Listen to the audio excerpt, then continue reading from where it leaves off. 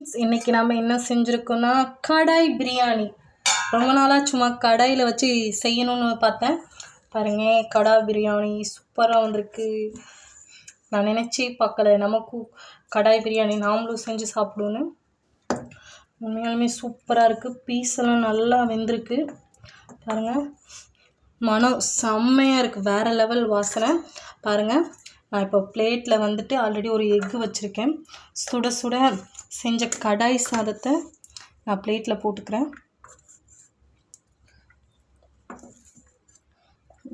பாருங்கள், சூப்பராக இருக்குது. பீஸ்லாம் செம்மையாக வந்திருக்கு, நல்லாயிருக்கு. அதுக்கப்புறம் தயிர் பச்சடி அப்படியே நான் வச்சுக்கிறேன். பாருங்கள், செம்ம மனம். உண்மையிலே கடாய் சாதம்ன்றாங்க, ட்ரை பண்ணிட்டு தான் தெரியுது கடாய் சாதம் செம்மையாக இருக்குது. நான் வந்து அளவாக தான் செஞ்சேன், ரொம்ப அதிகமாக செய்யலை. சரி, ஃபஸ்ட் டைம் செய்கிறோம்ல, ட்ரை பண்ணி பார்க்கலான்னு கொஞ்சமாக இதில் வச்சு தயிர் பச்சடி வச்சு, அதுக்கப்புறம் எக்கு கொஞ்சம் லைட்டாக எக்கு உடச்சி இந்த மாதிரி வச்சு, அப்புறம் ஒரு பீஸு போன்லெஸ் பீஸ் எடுத்து வச்சு சாப்பிட்டிங்கன்னா வேறு லெவலாக இருக்கும். நீங்கள் ட்ரை பண்ணி பாருங்கள். பாய்.